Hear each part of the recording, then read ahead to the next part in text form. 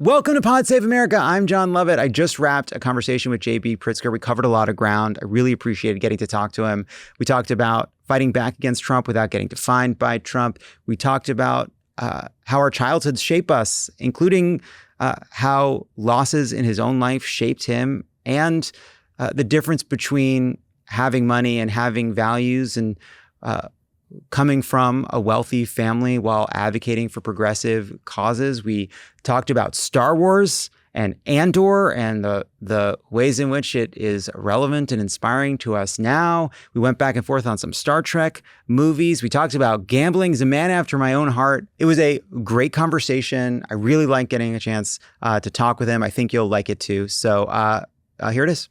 Welcome back to the pod, Governor JB Pritzker. Good to see you. Great to see you, John. So back in October, you and Governor Gavin Newsom threatened to leave the National Governors Association when the government refused to put out any kind of bipartisan statement in opposition to the ways in which Trump was deploying National Guard without the permission of governors. A couple months later, I did notice that just this week, the association did put out a statement not wanting the National Guard assigned without governor's permission to the Space Force.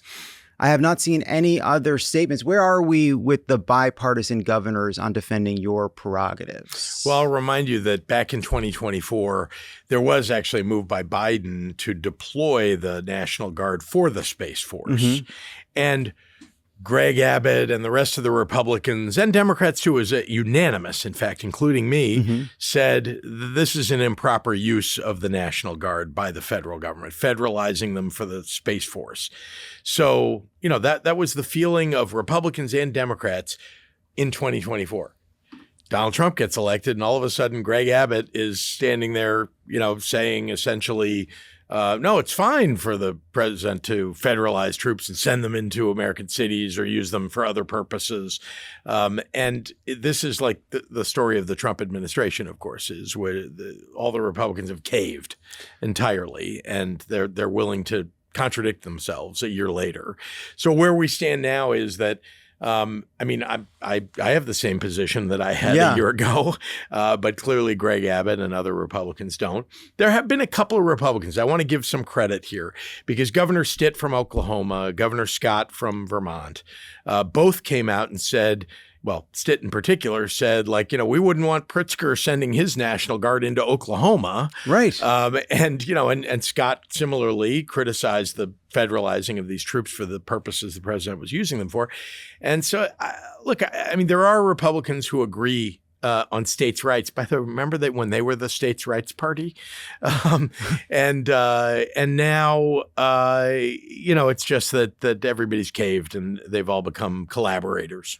Yeah, well, there's been this interesting hinge point around Indiana where these Indiana Republicans have really stood up to Trump in a big way this week. And it does seem like the more pressure and threats coming from the administration and its allies, the more they dug in their heels. Heritage Action, which is was once, to your point, something that claimed to advocate for conservative principles, put out a post saying that the administration would cut off all federal funding to Indiana if these Republicans didn't go along. And it seems like that mattered here. And I'm wondering if Indiana Republicans standing up to Trump is important for what happens going forward among other Republicans. If you're hearing from other governors about the ways in which, wow, we didn't think they were going to come after us. We thought this was just something fun that Trump would do to Democrats. You know, I think it's an indicator of the spell is beginning to break. I wouldn't say that, you know, we've seen a real, not to turn a phrase, but turning point. Mm-hmm. I think what we're seeing is that, you know, Marjorie Taylor Greene and, you know, Thomas Massie and others who are beginning to show some independence. Now you've seen Indiana Republicans, you know, who are just, these are mainstream conservatives typically, who gave in for a while to Donald Trump and now are saying, you know, this isn't working for us anymore because they gave in because they felt threatened. Yeah. Now the threats are offensive to them. And I think that's what really led them in the end. Now, I'll take a little bit of credit because we've said in Illinois, if Indiana goes and changes their districting, redistricts, we're going to have to do it in Illinois. Mm-hmm. And I think just holding that out, again, small amount of credit I'll take for, I think we've held out the idea that we're going to invalidate what you do in Indiana. Why would you even bother doing it? And that's been the point of doing it. If we have to, we will. But I want to give credit where credit is due. There's one particular senator whose name I think Bray may have been his name, who expressed kind of outrage at the things that Trump was doing that made him want to say, I'm not going to do this. This is, one step too far. And many others stepped up. You heard some of the debate. I listened to some of it live yesterday. You heard some of the debate, and people are getting threatened. Their lives were being threatened. And by the way, by people from outside of Indiana. Turning Point Action was, involved. And I think they just felt like, their Hoosier way of life, the Midwestern way of life is being attacked by outsiders, and their traditional conservative values are under attack. So I give them a lot of credit. I mean, 31-19, that's quite a loss for the president. So I do think it's an indication of something that's been slowly creeping forward, which is the unpopularity of Donald Trump is beginning to affect whether people are still struck by the fear of Donald Trump. So is Illinois standing down on the redistricting now that Indiana has backed off? Or is there some part of you that's like, well, we should just do it anyway? Why not? We did. Other states have done gerrymanders. We should get a couple extra votes in the House. I want to be clear that I don't like mid-decade redistricting. Yeah. I think it's traditionally not done. It shouldn't be done for the purposes that Donald Trump is using them for. So I'm genuinely opposed to the idea of doing it. I also see that our democracy is under threat. And that if you had an election now, and I believe next November, the Democrats will win the Congress fair and square with the districts that exist and have existed since 21. And so there shouldn't be a reason to do this. But if Donald Trump is going to cheat, and that's what he's doing, right? It's what he is doing has done in Texas. It's what he has done, across the country in Missouri. We're working on helping with the referendum in Missouri, hoping that the referendum will succeed. This would be to stop the redistricting in Missouri. But I think it's been an important thing, and I'll give Hakeem Jeffries some credit here. He talked early on about pairing states, about Maryland saying to Missouri, like, if you're going to do it, we're going to do it. Indiana and Illinois, if you're going to do it, we're going to do it. Because it's a reminder to everybody that, this is why do this? The end, you're going to get nullified either way. So I think it's been an effective strategy. And again, I don't want to change the districting in mid-decade in Illinois, but I will if we have to. Yeah. So is there any specific event that would sort of turn on the Illinois redistricting, some kind of cheating you're talking about? I think I'll know it when I see it, but I think, we're prepared. Again, it's about kind of evaluating how much is democracy under threat by what Donald Trump is doing with regard to redistricting. And that's kind of the way that we're viewing it. I'm so glad that here in California that the redistricting referendum passed. I supported it financially and supported it otherwise. And it's a great thing because of what Texas did. But we tried to prevent, as you know, we housed the state legislators from Texas in Illinois when they were trying to breaking the quorum. And I was proud to be able to do that. And so, look, we're going to do what's necessary to protect democracy. So you also signed a bill into law this week or in the last week that seeks to restrict some of the more draconian immigration enforcement efforts at courthouses.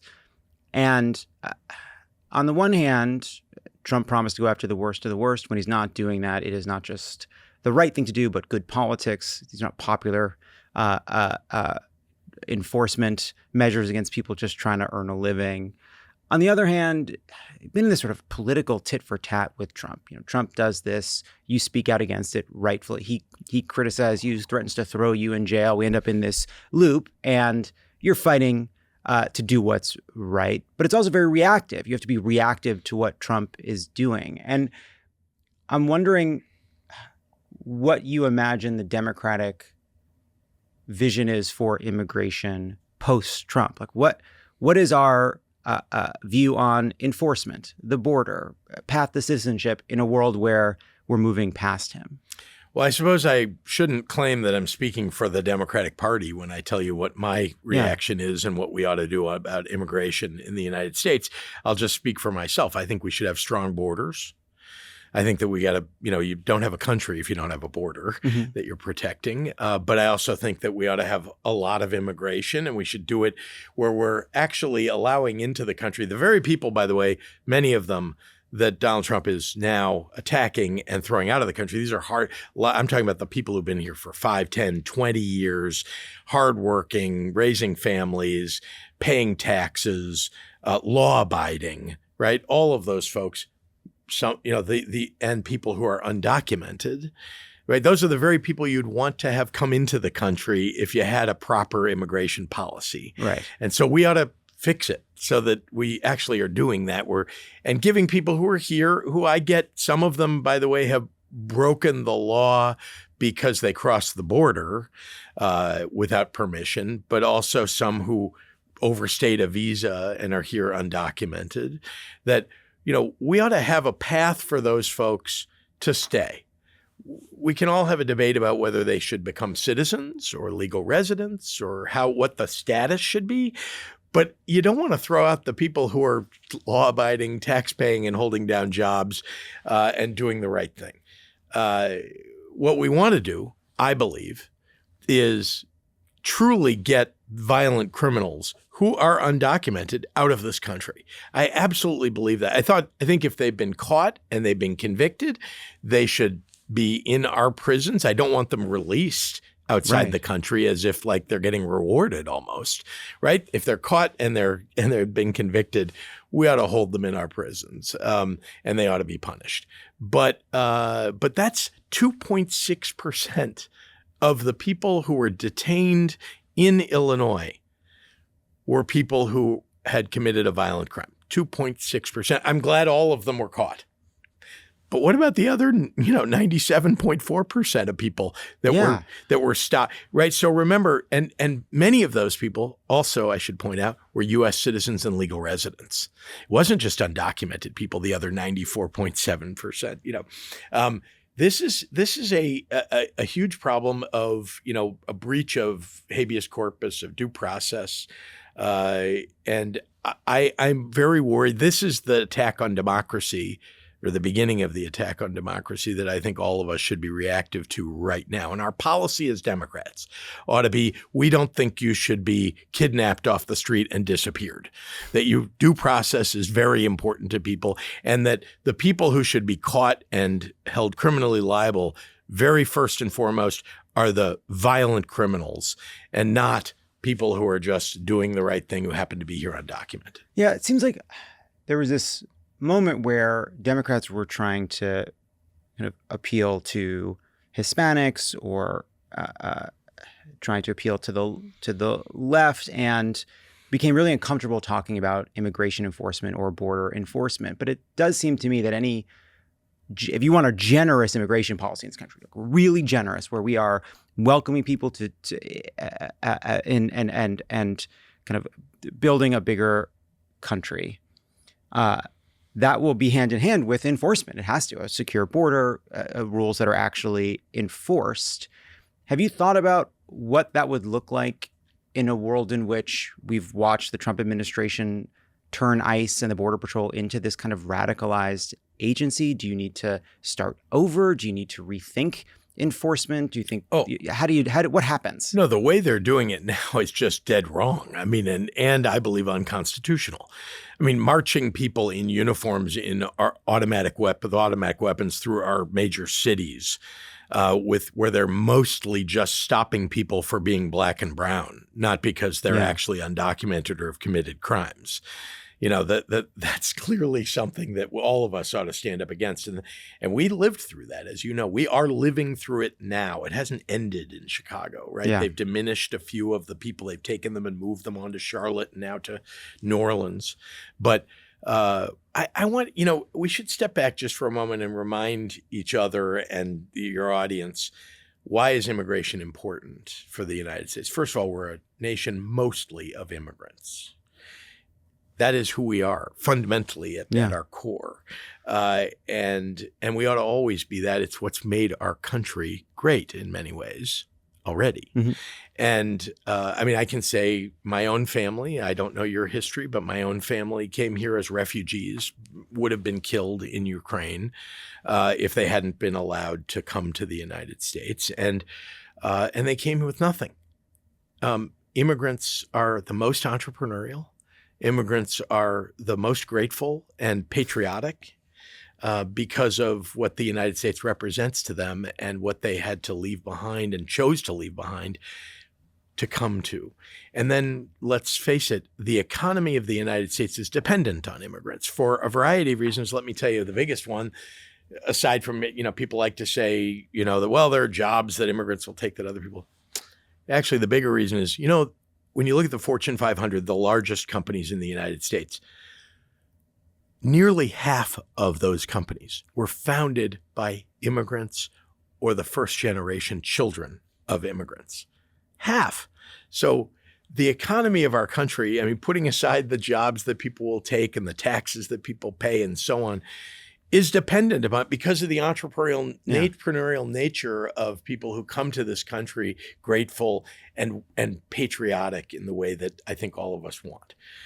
Last thing I say just about this, again, it's the economy that I most want to focus on in this comment. In a world where we've seen birth rates in most developed countries drop significantly, immigration is perhaps the greatest benefit that you can have for a country. But when you think about all the economies that we compete against in the world, and I'll pick, for example, China and Japan, they don't do immigration in either of those places. And as their population growth diminishes, and therefore their economy diminishes, they really can't do what we can do. We are a nation who knows immigration. You can walk down the street here or in Chicago or in most places in our country, you'll hear somebody speaking a language that maybe you didn't recognize, or with an accent that you don't recognize, or who don't look like you. And we all, most of us have come to accept that that's who we are as a country. My entire life, I'm 60 years old. I accept this as who we are. Not just accept, I welcome it. I think that's what the United States ought to be. And we're the country most able to accept immigrants and integrate them and take advantage of their entrepreneurial nature. Many immigrants become, by the way, members of the military. So I'm just trying to point out that we have a potential economic advantage in a world that is fast changing and in which birth rates are dropping, that other of our competitor nations in the world don't have, and we ought to take full advantage of it. Today's presenting sponsor is Simply Safe Home Security. We always say make a plan, elections, life, home. A home security plan means keeping threats outside in the first place. Also a lesson in politics, by the way. Stitch in time saves 9.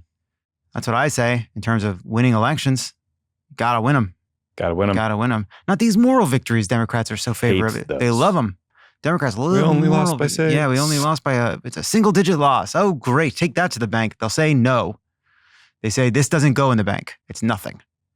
But with Simply Safe, that's something. Real security designed to help stop crimes before they start. Most systems are reactive. Simply Safe is proactive. A double layer of defense works outside your home. If someone's approaching your doors or windows, AI-powered cameras detect it, and live agents talk directly to the intruder. Well, or would-be intruder. Are you an intruder if you haven't intruded yet? Potential intruder. So they know they're on camera. And if they don't leave, police can be on the way. But taking action while they're still outside, Simply Safe helps prevent the break-in. There are no long-term contracts or hidden fees. You can cancel anytime. Named Best Home Security System by U.S. News & World Report for 5 years running, 60-day money-back guarantee, so you can try it and see the difference for yourself.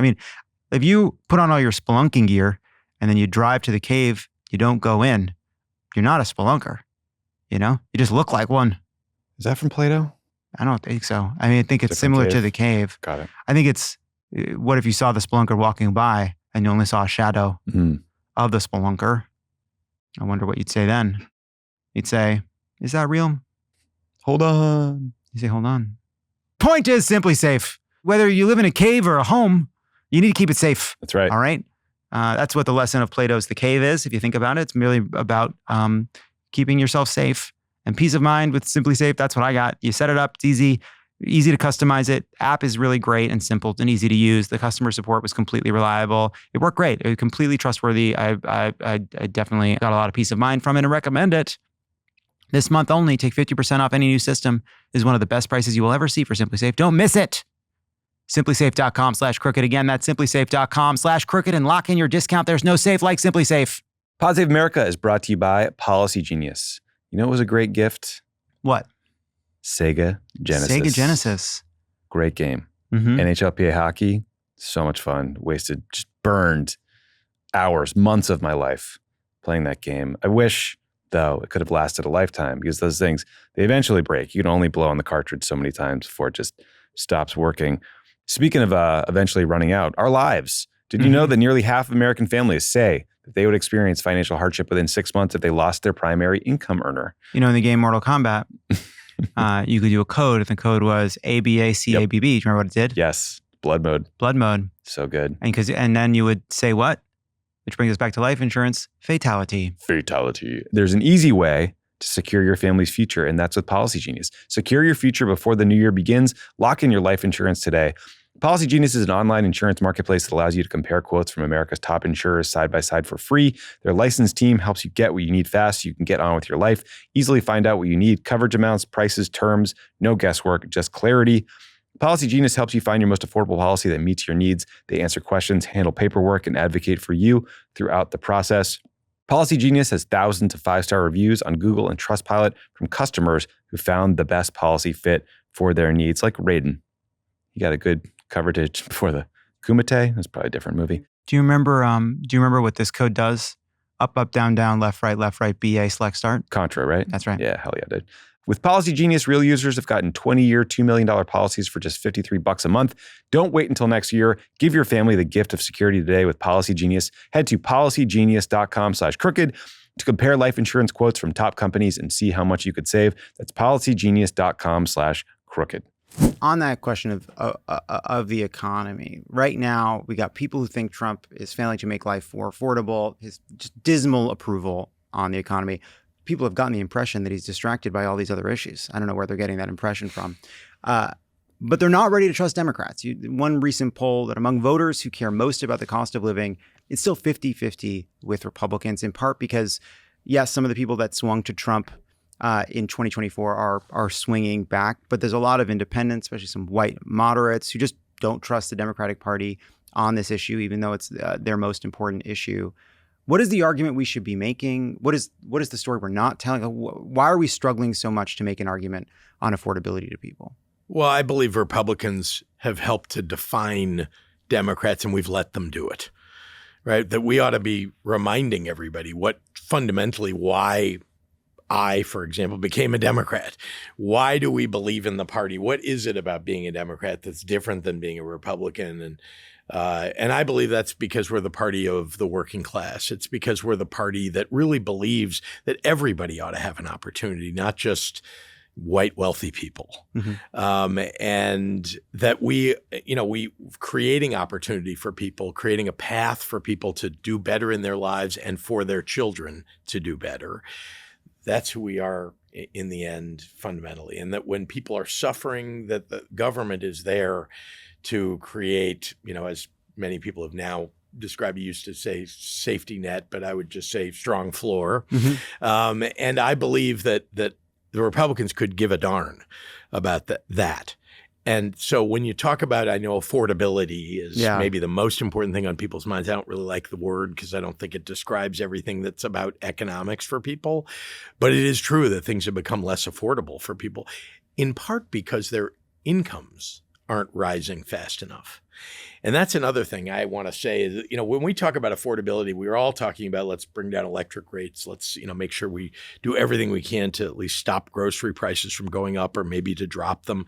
And Donald Trump's doing nothing to help. In fact, he's doing the opposite, right? Literally tariffs have and his policy on electricity production, generation has raised prices for people. But But we also ought to be talking about putting money into people's pockets. The federal minimum wage is still $7.25. $7.25, $14,000 a year. You cannot survive as a single person on $14,000 a year holding down a job. Holding two jobs, you can barely survive, and certainly not raising a family. Two jobs, earning the minimum wage. Why are we holding on to a $7.25 minimum wage? And I want to make another point to you, which is we Democrats, you never heard that in 24, did you? You didn't hear anybody in the 24 presidential election talking about, I'm talking about the presidential candidates or really any of the major candidates running for major offices around the country about let's raise the minimum wage. What a huge mistake. Putting money in people's pockets is the best way to make things more affordable. And we can all debate, I look at, we can all debate how much the minimum wage ought to be. Mm-hmm. Some people would say $11 or $12. Some people $15. Some will say $25. We can all have that debate. But if you ask members of Congress who are Republicans, do you believe in raising the minimum wage? Every single one of them will say no. And some of them, many of them, probably 40%, would say we shouldn't have a minimum wage. If you ask every Democrat, should we raise the minimum wage? Every Democrat thinks we should raise the minimum wage. Again, they'll have difference of opinions about how much. Why are we not talking about that? Because you know what? The vast majority of the American public, about 80%, thinks we ought to raise the minimum wage. And we Democrats believe in that. We're the ones who created the minimum wage, for goodness sakes. So why, you asked the question, why aren't we? What do you think we were missing in 2024? We let the Republicans put the issues up front and then we responded to them. That is what happened in 2024. And I think has happened to us too often over the last decade. And that, again, we've got to remind people we're the party that believes in universal health care, that we're the ones who created Medicaid and Medicare and Social Security, and that we believe in protecting people's rights, their civil rights, their voting rights. Those are all things that are very popular in the country. And that we're the party that can most easily and because of our fundamental values as Democrats, address what I think is coming, which is a wave of unemployment as a result of artificial intelligence. We're the ones who are best able to and willing to come up with policies to address how are people going to survive in a world where perhaps there are jobs that aren't available to your son or daughter that's graduating from college when they thought there would be. I'll give you a stat that you may not have heard, but I just heard it the other day, that the unemployment rate among recent college graduates has doubled from June to now. Doubled. And there's a reason. And you're already hearing, right, about AI having an impact on hiring. I was just with a group of business people listening to them, and they said specifically hiring slowing down, even the ones that are growing, hiring slowing down because we don't need as many people because of AI. This isn't going to be an issue it's not so much in 26 because I don't think it's in the consciousness of most people, but I do believe that in 28 it's going to be a very, very important issue. And we've got to ask ourselves, which party is more focused on what's best for people who need to find a job, best for people who are going to be left out in an economy where AI is going to make their jobs obsolete. Which party wants to address that more? Which party more believes in that? And it's Democrats. Clearly, Republicans have created this environment, aren't thinking a whit about it, encouraging AI at all costs. Yeah. By the way, I believe in AI. I think it's a very good thing for efficiency. I think it's a very good thing for developing new drugs, for healthcare, et cetera. I think it's something we ought to encourage, but we got to figure out how we're going to deal with the unemployment that may come as a result of AI. Yeah, I mean, well, you say Democrats are better suited to addressing this issue. I agree with you, obviously, but then when you mentioned healthcare, I know what the Democratic position is right now on, say, extending Obamacare subsidies, but I often feel as though I know where the left wing of the party is on a lot of these issues in terms of a vision for the future. I know what Mamdani believes. I know what Bernie Sanders and AOC believes. They're very clear about what they'd want to do about healthcare. I often feel like the people outside of the left flank aren't clear about what their vision is for a better healthcare system, aren't clear about what we would do about AI. They criticize it, but I'm just okay, we're going to have a bunch of people who might not be getting entry-level jobs because people are able to use a big language model to do that job, and say, what do we do? Like what happens? Like what's the bad? To have all the answers, but what are we going to do? Millions of young people suddenly entry level jobs are disappearing. Like what happens? Well, again, I start with which party is more capable of addressing it, and then I'll go to. Yeah, I agree with you. I'll just throw some ideas that have been out there for a while. I'm not suggesting one or another yet about what we ought to do, and we're thinking about it certainly on the state level as governor of Illinois. But I'll give you an example. You heard, before Elon Musk became a populist right-wing, selfish, player, he talked a lot about universal basic income. That's one answer to a question like this. What are you going to do when people are unemployed, and how are they going to survive in a world where there's so much efficiency that they don't need workers? Another is, I believe in the dignity of work and how important that is to people. And that, there was a time when, in the days of FDR, when we had to put people to work, and there were programs that were hugely beneficial. We're still benefiting in many ways from the things that they were doing in the Works Progress Administration back in the 30s to come out of the Great Depression. But the question is, do we want to build more infrastructure? If so, shouldn't we be doing something to make sure we're bringing more people into trades and giving them the education that's required for that, and building that infrastructure? This is not just a Biden infrastructure, program kind of discussion. This is do we actually have the ability to execute on those projects? And do we have the people who can build them? And the government needs to speed it up, for goodness sakes, right? We got to deliver on jobs to people and their incomes associated with the dignity of that work. So those are two examples of ways that one can address AI. I also think that there's an entrepreneurial bent that comes from new technology whenever it's introduced. We saw this, and a lot of worry about the introduction of the internet way back when. You may not remember it, but I do. I remember. Based on that's very sweet of you to say. But a lot of worry, right? And yet you saw a lot of entrepreneurial endeavors that led to job creation as a result of the advent of the internet, even though people are like, oh my God, the shops are going to close and everything's going to change, and what are going to happen to the job? AI has the potential to give us that, except it's hyper efficient and it's happening way faster than the internet did. Yeah. And so, again, that dislocation is what I think we all need to be focused on about how to address it. But we're not going to stop AI. We can't stop it and shouldn't. We're not going to become Luddites so that we can keep people, give them jobs. Because, by the way, we live in an international economy. We're competing internationally.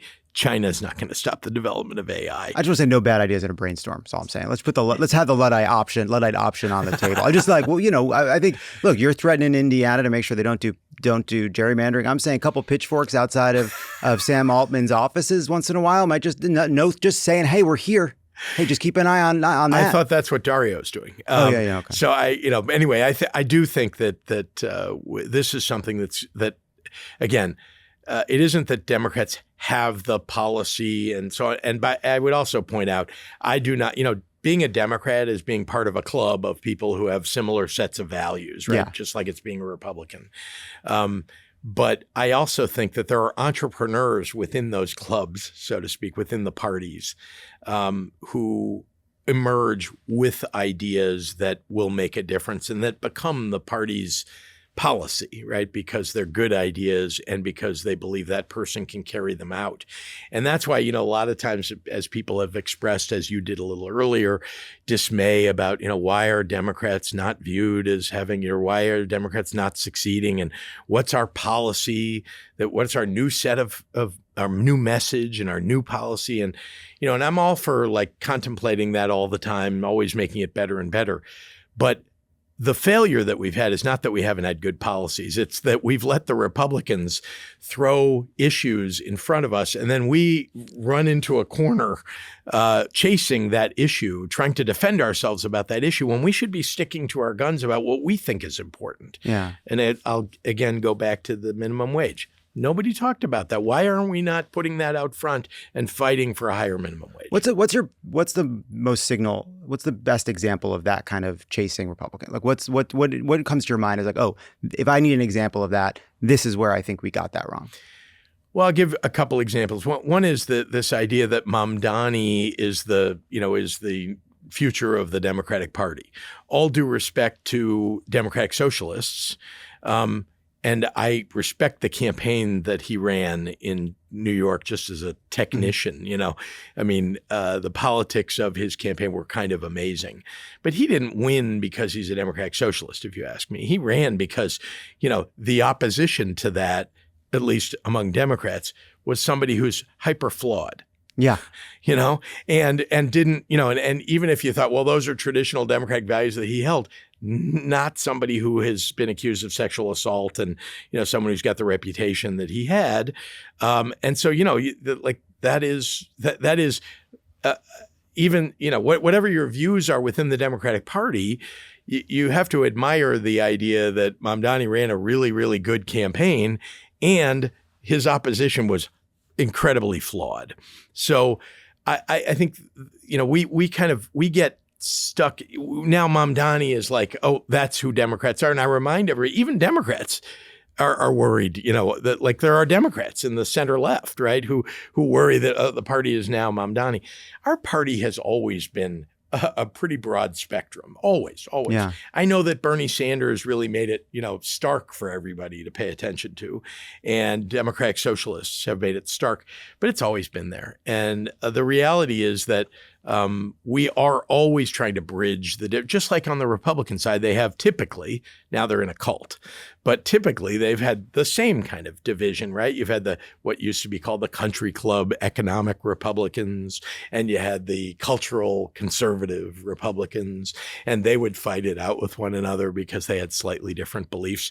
Same thing on the Democratic side. But we have a fundamental set of values that I think are very common, from one end of the spectrum to the other. And I think our divisions are no different really than they ever have been. And I don't think we should let the Republicans, remember the same day that Mamdani got elected, Abigail Spanberger got elected and Mikey Sherrill got elected. And I would not describe them as being from the same wing of the party, let's say, as Mamdani. But we let the Republicans foist this thing on us, and then everybody's reacting to it. Yeah. That's an example. And, you could give other examples. Certainly the Republicans like to talk about trans athletes. And I want to be clear, in Illinois, we have about 320,000 kids who are athletes. There are 3 trans athletes that have been identified in Illinois out of 300 and some thousand. I believe that we should stand up for the civil rights of every trans person and every trans kid.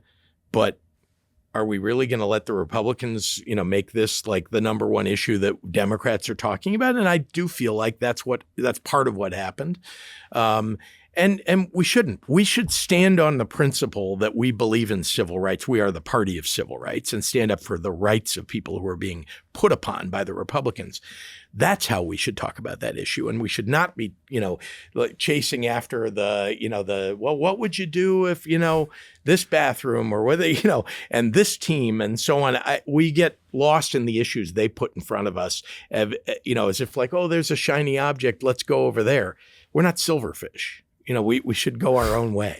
So, you brought up the sort of the Mamdani Spanberger divide, and I think one reason that is exciting for people is it represents sort of a clear vision, as we were talking about a moment ago. And I remember, when I was coming up in politics, there were sort of interesting visions for the future that were kind of being wrestled with in the Democratic coalition. Bill Clinton had like a fully fledged ideology when he was running out of Arkansas. And it wasn't from the left. It was this more kind of moderate, neoliberal way of addressing our problems. But it was fully fledged. Like it had thought through some of the hard questions. Mm-hmm. And Barack Obama runs in 2008. He runs against Washington. He doesn't really run from the left. He runs against corruption. He runs against the establishment. Do you feel like right now there is kind of a missing vision that is not a vision from the left? Like I know recently you came out against a head tax in Chicago. This is a tax on big corporations. Jobs. It's a tax on jobs. It's a tax on every job for a big corporation in the state to raise revenue. Yeah. And you came out against medium-sized corporations. And medium-sized corporations. Yeah. And so you came out against that. It's not fun as a Democrat to come out against a tax on big business, but you did. And I'm just wondering what if there's a larger story you want to tell about what you think the Democratic Party should stand for. Well, that's just being thoughtful about economic growth. You know, it's not thoughtful to say we're going to tax people for creating jobs. Mm-hmm. You know, that doesn't seem smart to me, right? It's a message. It's a message that you're sending to businesses. We don't want you to grow. We don't want you to come here with your jobs because we're going to tax you on the jobs itself. So that's why I'm opposed to the head tax. Listen, I advocated for a graduated income tax in a state that has a flat tax and pushed very hard to get a constitutional amendment, which is what's required in Illinois to get that done. Very hard. I mean, I put my own personal money in. I ran on it. You know, so nobody can say that I'm somebody who's like, you know, just trying to save the medium and large size corporations or something. Like I really believe that we got to pay our bills and that the people who are most capable of providing the revenue to do that are the ones who should step up to the plate, and we should require that. So, you know, I'm not going to head down some alley about, the wings of the party when I talk about that. I think that we all I balanced the budget in Illinois after 25 years of nobody balancing the budget, right? And why is that important? Because I want to make sure we have the money to pay for the programs that I think are so important for our state, whether it's healthcare or education or so, which Illinois was just going down the tubes. It was the education funding was going down and down and down as a percentage from the state of paying for education, and the portion that was required of locals, property taxes, was just going up and up and up. So property taxes are going through the roof for everybody, and the state is stepping out of education over the years. That doesn't make any sense at all. We're the worst funding state for education. When I came in office, 24% of education funding was coming from the state. The average state in the United States, 46% comes from the state. We were the worst. Yeah. Now we're at about 40. We're getting better. I've been working on that ever since I took office. But I really don't think, I understand the question you're asking. I don't think you have to make the choice that you're describing. I would look at Bill Clinton, your example of Bill Clinton and Barack Obama, just to say this important thing about election cycles. And that is, the message of a party is typically determined by the candidate in the presidential election who we choose. Mm-hmm. And that is the message of the party, right?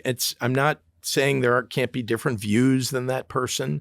I'm just saying you picked those two examples because they won the nominations and they won the presidency and they had a philosophy and they carried everybody in I think everybody in politics, maybe there are people who, okay, not everybody, fair enough. But most people, and I think of myself anyway, I'm in this because I have a belief about what we ought to be as Democrats, and I'm trying to carry it out in office.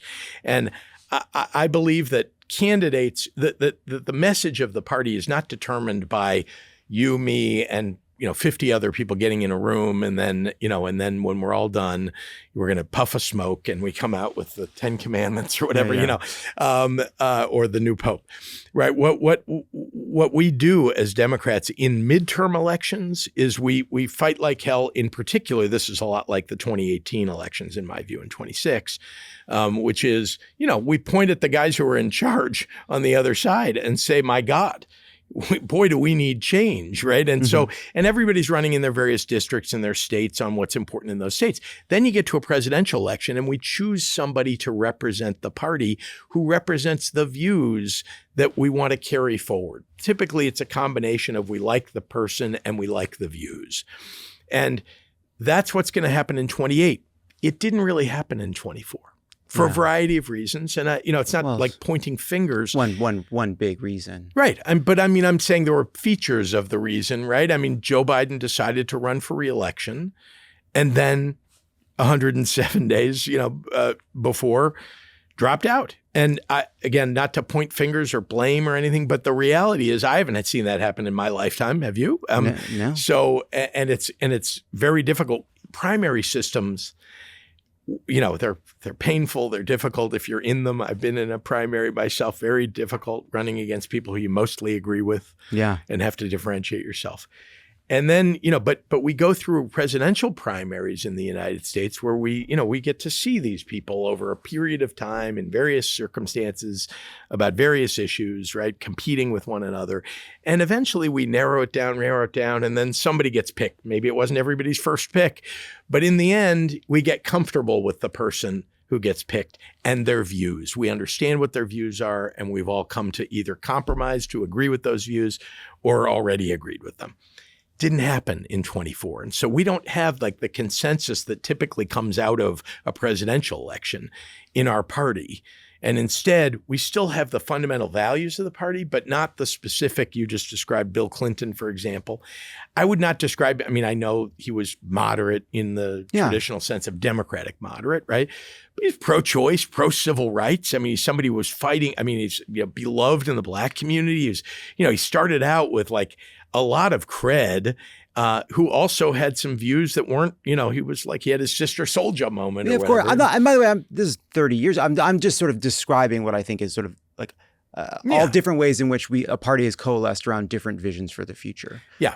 And we just haven't, it's we missed the moment it. We we're missed in. it. We're in, we didn't have that. And so that's the moment we're in, but we're going to see it again. One more thing I could be mad about Biden for. So thank you for reminding me of that.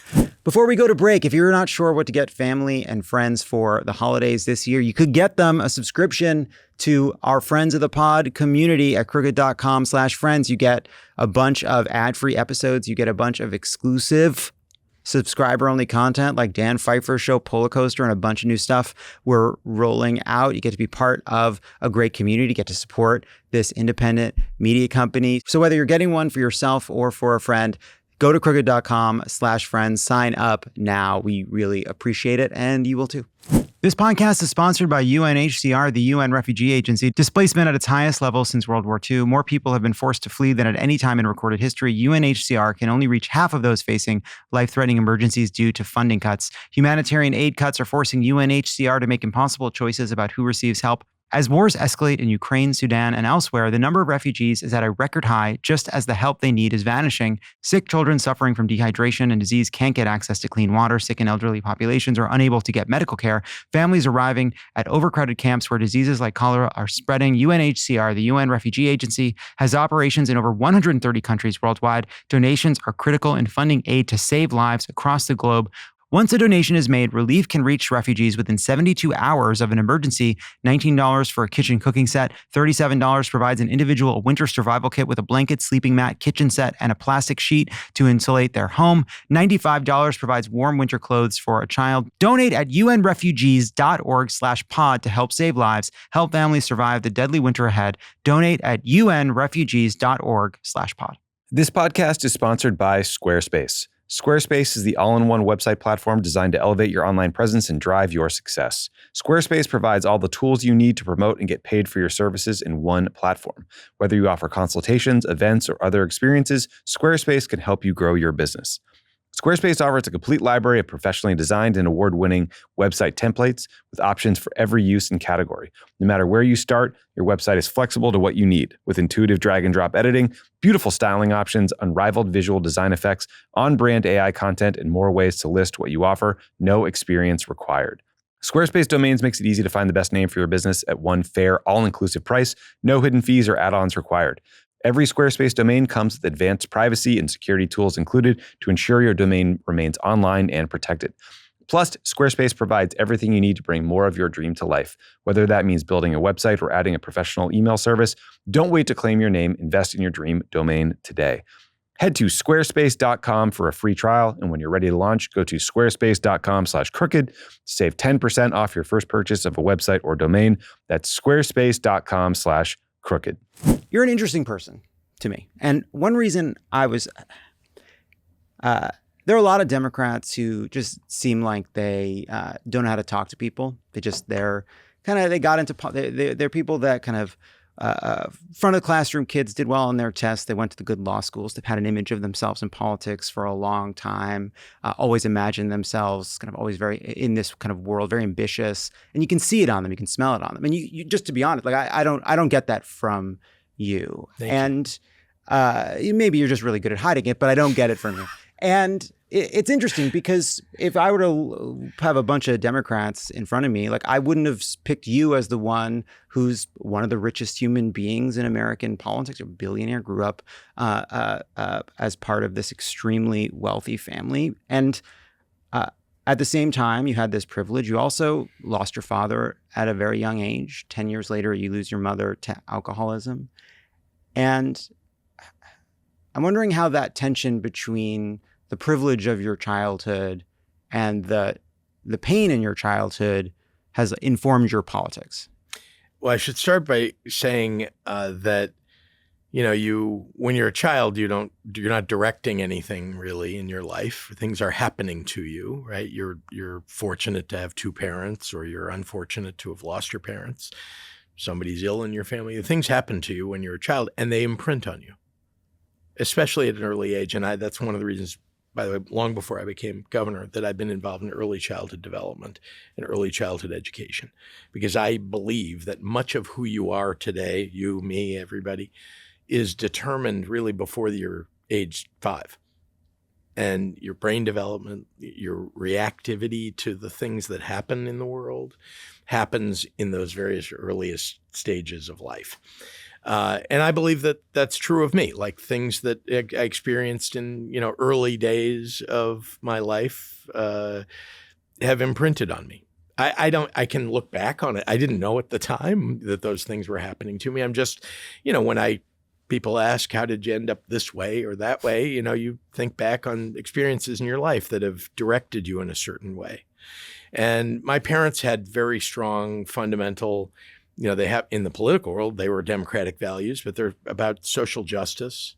And so those things, of course, imprint on me like they do on lots of people, but also the experiences that you described of losing family members and living through taking care of my mother when she wasn't well and bonding together with my siblings when, we were dealing with this ourselves.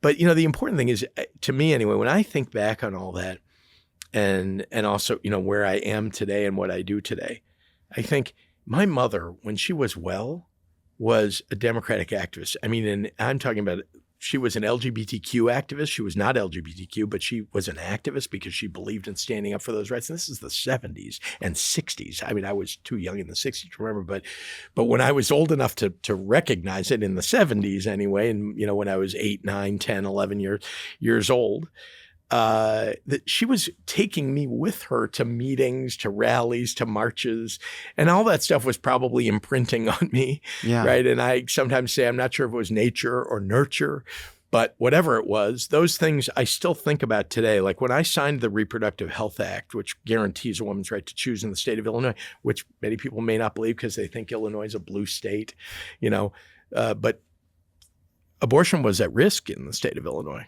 And I got to sign the law that really guarantees that right.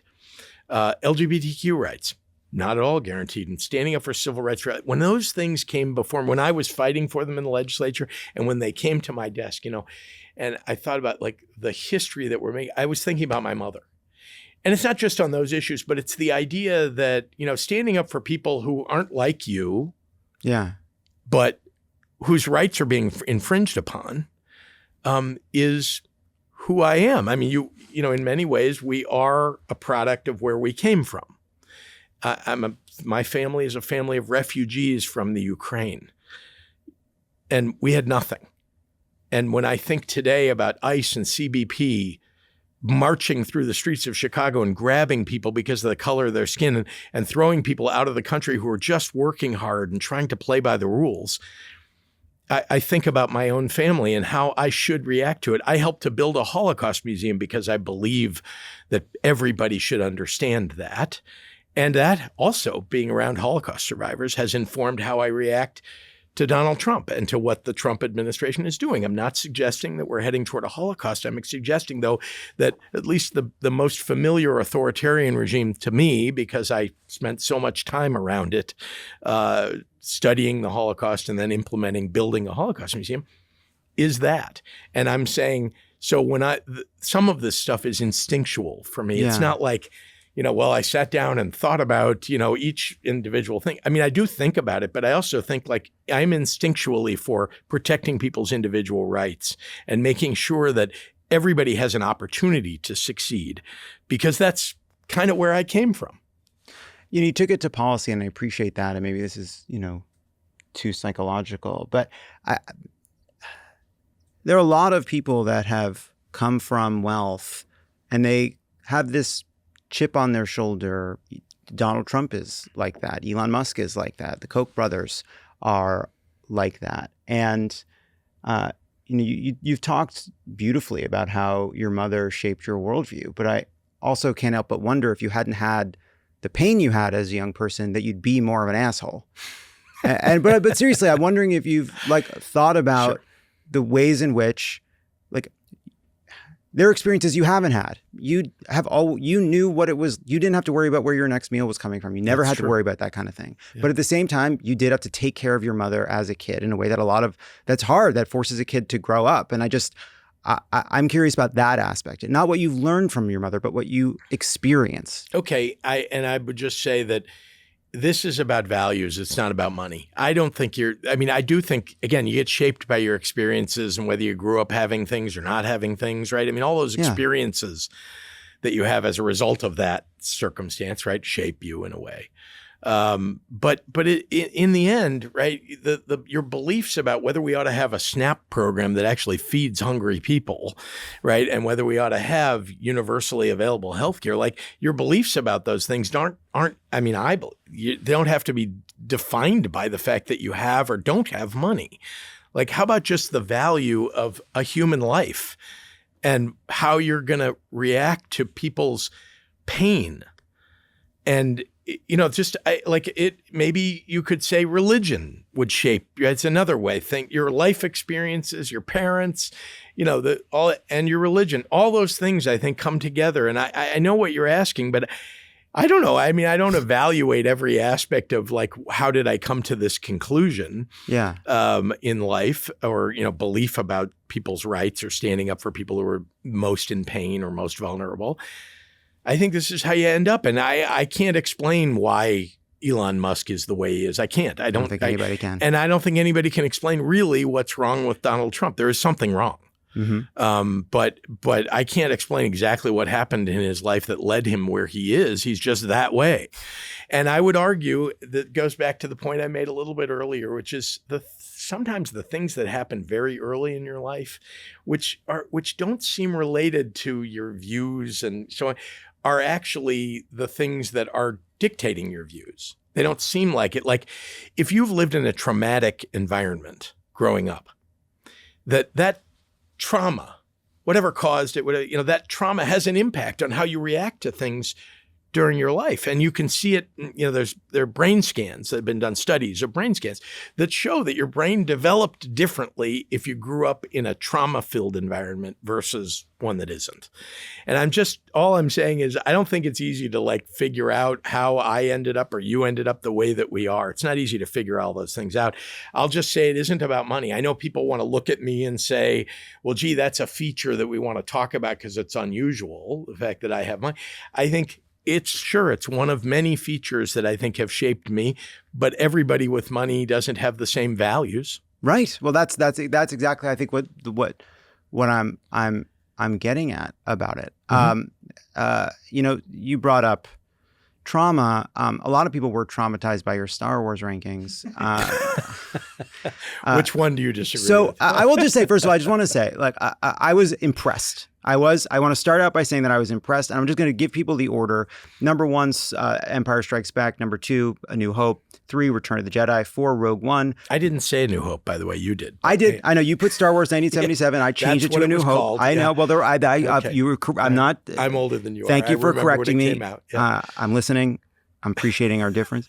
Last Jedi before Revenge of the Sith, then Force Awakens, then Solo, Phantom Menace, Attack of the Clones, The Rise of Skywalker. I have some quibbles, but first of all, I want to applaud you for 2 things in this list. One, having Revenge of the Sith above Force Awakens, Solo, some of these other films.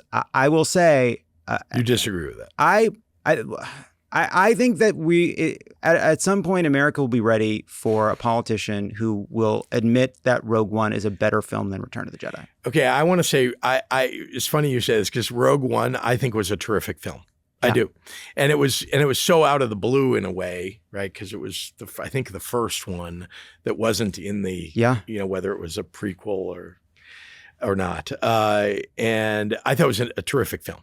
And so it is hard to put it in order because, when you're thinking about the timeline, I guess, right, it's somehow like separated from all of them. But I really enjoyed the film and I'm, this is where I end up. And I'm a bit of I'm a space nerd. And I'm also, the sci-fi in general. I'm also, this is going to maybe disturb you in some way, which is I'm a Star Trek fan too. Yeah, of course. Right. Me too. But there are people who choose between the two. I don't know how they do because they're just completely different. It's a false choice, and I don't think we should follow those people down. And nobody ever that makes shiny object. I don't think people make a list of their Star Wars movies because there's a bunch of bad ones. The Star Trek movies, Star Trek. Sorry, the Star Trek movies. Thank you. There's a bunch of bad ones, but I have to say the beginning of the new Star Trek. I thought that was a terrific film. That may be my favorite among all of the Star Trek films. Oh, that's ridiculous. Okay. So do you have a favorite of the original of the films? I have a favorite. I think it's What's your favorite of the original films? I want you to tell me first. I'm the interviewer here. What's your favorite? It was not the first one. No. I'm saying it was not the first Star Wars. No. People largely view there's the even odd thing where the even numbered films were great. The even numbered films are great. And the odds were misses. Yeah. So which of yours? I actually agree with that. Yeah. And I loved the second Wrath of Khan is great. Yeah. No, and that was, I think it was the best. I did not like the one that where Picard got introduced. I can't remember which Generations. One that was. Generations. Yeah, which is technically an odd number. So look, people say Wrath of Khan is the best. I don't agree. I think it's actually Undiscovered Country, Star Trek 6. Wait, is this the Whales? No, Whales is 4, which is also great. You don't like the Whales? I'm sorry, come I know. on. And I cry by the way, when I see the Whales. I have a text chain with some other space nerds. Oh, really? And we disagree about this. People love it. Okay, what are they? I really pitched to that chain that Undiscovered Country is an underrated. Great now I'm going to go film. rewatch it. It's been a little while. It's about diplomacy. It's about diplomacy. It's not about a war. It's about using word. It's about peace. And it's a hard movie about reconciliation. I'm going to start a podcast where we have this conversation. I like that idea. Yeah, I like it too. What is any other sci-fi that's like what stands out to you? What are the stories? Like what if you're a sci-fi nerd? What do you love? Like what have you gone back to? What are your favorites from growing up? Well, I'll just say that the Andor series I really have enjoyed. Andor's incredible. Yeah. And I didn't like, and this is controversial too, The Mandalorian. I just didn't like it. I don't know why. There was something about it. I gave up. Yeah. So anyway, but Star Wars has the whole bunch of whether it was series or movies is a hodgepodge. Yeah. And I think it kind of went downhill with some of them, but Andor kind of brought me back, I have to say. Andor is extraordinary. And well, it's interesting because you've been unabashed in making with all the appropriate caveats, talking about the ways in which this moment resonates with what was happening in Germany in the 30s. Like, and people have been very critical of you for doing that. But I found Andor really moving in part in ways I was surprised because of how much it feels like it is about what's happening right now. Yeah. And I'm wondering how you what you thought about Andor. That's exactly. And I, by the way, I'm not, there's no parallel to, the kind of the rebel war that was clearly the rebellion that was going on, in Andor. No, I mean, I'm not suggesting people shouldn't be peacefully protesting. Yeah. I want to make that clear. And I've advocated for peaceful protest. It's very funny in a Star Wars conversation to have to make a caveat that you're not suggesting people take on the exact style of the resistance on these fictional planets. Right. Because one thing, just these places aren't real. You're making fun of me now, but I don't want anybody to misunderstand. Fair enough. Like when I talk about the Holocaust, I do think that there is resistance that isn't the kind of physical or dangerous resistance. There is a kind of resistance, as you know, where people can stand up, speak out, and have an effect. And I believe that can happen now and is happening now, I might add, because just to go back to what's been happening in Chicago, people protesting in Chicago, it's made a huge difference. And I think it's changed policy. And people sometimes don't think that their protesting will matter, but people came out of the woodwork. I'm going to just to point out, like I like to use as my example of how people really took this to heart. You can't find a whistle to buy in Chicago right now because people went and bought whistles because people who never protested before, and they don't want to go stand with a bunch of other people and hold signs and yell things, but they do want to protect their neighbors. And so having a whistle and blowing the whistle when you see ICE in an unmarked vehicle, people wearing masks going after their neighbors are upset and they don't know what to do. And the easiest, simplest way that people could act was to stand up and blow the whistle. And I get it. There are some people that are shy. Some people, don't want to be confrontational, but the whistle feels to many people like a way for them to protest.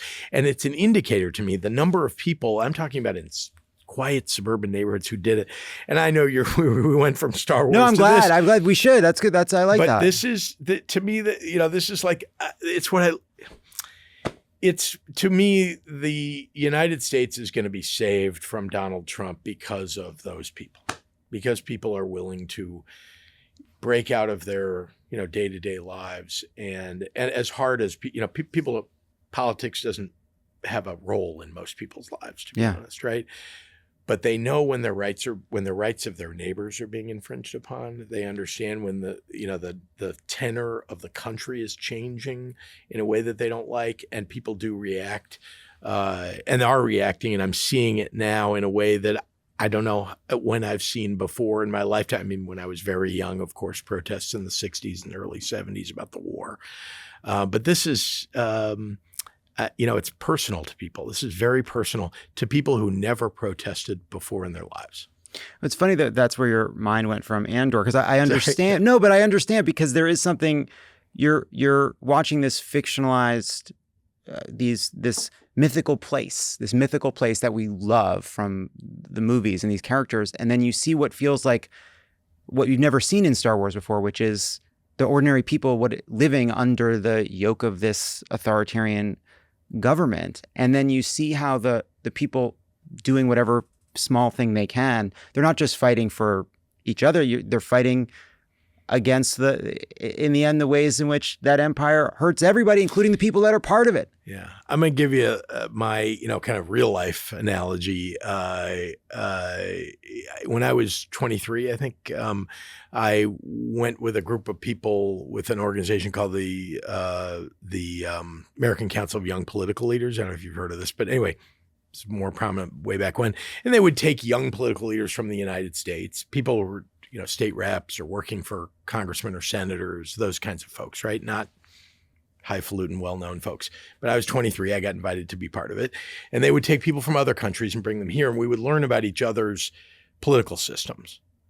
And I got invited and went on a trip that was to Argentina and Uruguay. And with this group, half Democrats, half Republicans, about 9 of us, landed in Buenos Aires. And we landed, and there was a military coup. I was 23 years old, and we're supposed to be learning about, it was a democracy at the time, right? And military coup. And we're learning about democracy. Like all of a sudden we're in the middle of a military coup, and we headed to the place we were staying, and we had to make a decision. Are we going to go out in the streets and rally with the democracy advocates out in the streets? And, because there was going to be a democracy rally the next day. Do we want to do that? Or should we go to the embassy and wait it out? And we took a vote. All the Republicans voted to go to the embassy. All the Democrats voted to go out in the streets. Okay. I tell you this to lead to this. We all agreed that we're going to go finally to the democracy rally. We got up kind of a perch up on some stairs. This is in the Plaza de Mayo in Buenos Aires. And there were hundreds of thousands of people entering. There were about 8 roads that head into the Plaza de Mayo. And people with signs and people yelling, and there were loudspeakers and parties coming in on each of the roads and so on. And in the middle of all that was a guy with a cart selling popsicles and ice cream. I mean, people are yelling and screaming and demanding democracy. And here's a guy in the middle of it selling ice cream. I looked at that and I genuinely took a lesson from that, which is the type of political system that you live in, hyper important, but sometimes it's just about feeding your family and paying the bills. And it doesn't, in many ways, it sometimes doesn't matter to people what the system is. If it isn't directly affecting them, who's in charge? If they can put food on the table, that's what really matters. And I'm reminded of that in this moment that we're living in as Democrats, that we have to remember that what really matters to people is not the offensive things that Donald Trump is saying, and even democracy as a broad topic, which I am fighting for, but that this issue that people say, oh, it's an issue, affordability. But this idea that you can't afford to pay your rent, or this idea that you can't afford to buy your groceries and feed your family or make enough money to do those things, those are the things that we ought to be focusing. That's how you win elections, is addressing the real problems that people face every single day. Meanwhile, those of us who are paying close attention to the type of political system, because we understand that over the long haul, it's going to really matter to people whether we still have a democracy. We've got to go fight for it. But we also, in order to win elections, we got to focus on the things that that guy with the ice cream cart was focused on. So I think that's a really great place to leave it. But before we go, I would be remiss to not mention the fact that you came forward having declared $1.4 million in winnings from Blackjack in Las Vegas. I think that's awesome. I am actually disappointed that you felt cowed into donating it to charity. I think you should have kept every dollar of it. Those are your fucking winnings. You went to Vegas. What's the point of going to Vegas if you can't keep anything? If you win, you lose, they get the money. You win, you don't get anything. You get a stake for yourself. That sucks. I'd like to quiz you on some Blackjack hands. Oh, my God. So now I'm assuming you're in a room where the stakes are pretty high. So I'm assuming you're playing against dealers. They got high because I was winning. I was using the house's money. So it was like, great. It was easy at some point because you're using house money. But are we standing against the soft 7? Is the dealer standing on soft 17 or hitting on soft 17? The dealer is standing on soft 17. So that's a good room. Yeah. That's a good room. Yeah. All right. You got 2 5s against a 9. Yeah. What are you doing? You're doubling down. That's correct. What do you mean correct? The card. I'm going on the card. I'm going on the card. I like the book. The book. I'm going on the book. I'm seeing how you're doing again's the book. I hear you. I understand. I come from a long line of people who go gamblers. by the book. What? Well, you got to know the book to fight. You can't leave the book behind until you know the book. I come from a long line of horse gamblers. But not true about by the way, a 9 against, not a 5 and a 4 against an 8, for example. Not true. You would not double down. No, well, how about a pair of 9s against a 6? Are you splitting or are you standing? That's a great question. I would split because I think a 6 is a dead loser. Well, so the book says stand. Well, obviously, you know just because you go by the book doesn't mean the rest of us have to. And so if you have a pair of 2s against an 8, are you running for president? I'm forgetting a 7 and then a 10 is what I'm hoping for. It's smart. You got to good cards. You got to make your own luck. Being lucky, smart. Governor JB Pritzker, thank you so much for your time. Good to talk to you. Thanks, John. Great I really appreciate it. Thank you.